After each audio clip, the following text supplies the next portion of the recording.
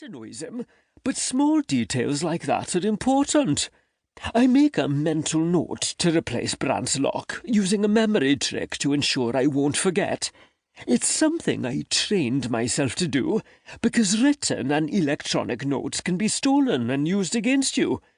Yes, there are ways to invade the mind and steal information from there, but that ability is restricted to much fewer people, and usually requires a specific skill set. Plus, I have some excellent mind traps that would debilitate them. So, my brain is the safest place to keep information. Finally, Brant makes a noise of frustration and closes his laptop. That dumb?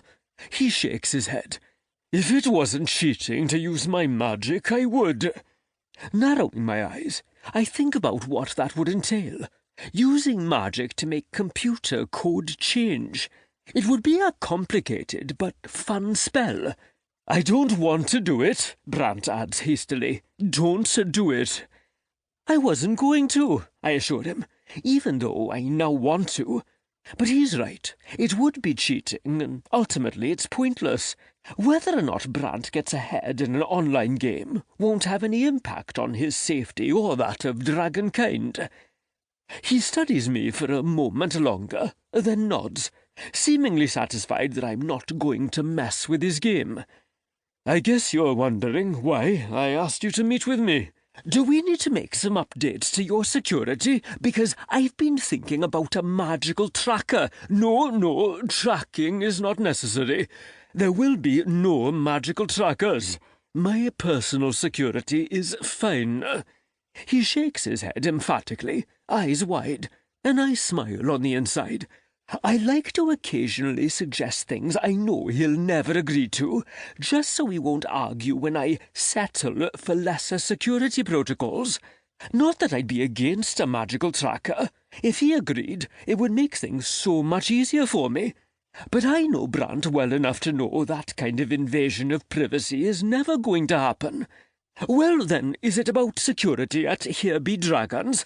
I spoke to my contact last week about getting some more missile launchers, and he thinks it's possible.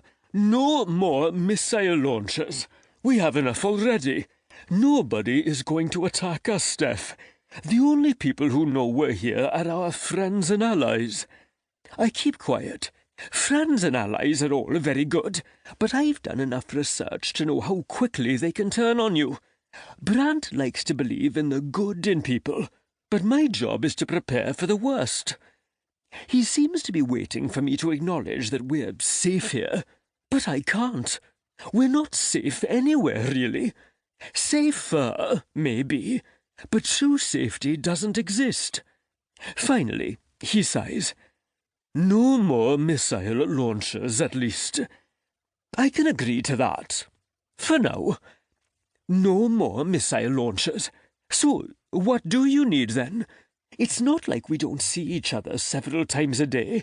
I escort Brant nearly everywhere he goes and sit in on most meetings that affect our species. It's about the plan to reintroduce humans to magic, he begins, and every atom in me vibrates on high alert. That plan is a mistake, I tell him, not for the first time. I know you feel that way, but the plan is going ahead. And, after some detailed consultation, it's been decided that you should be part of it. It takes a lot to surprise me. I'm renowned for preparing for every contingency.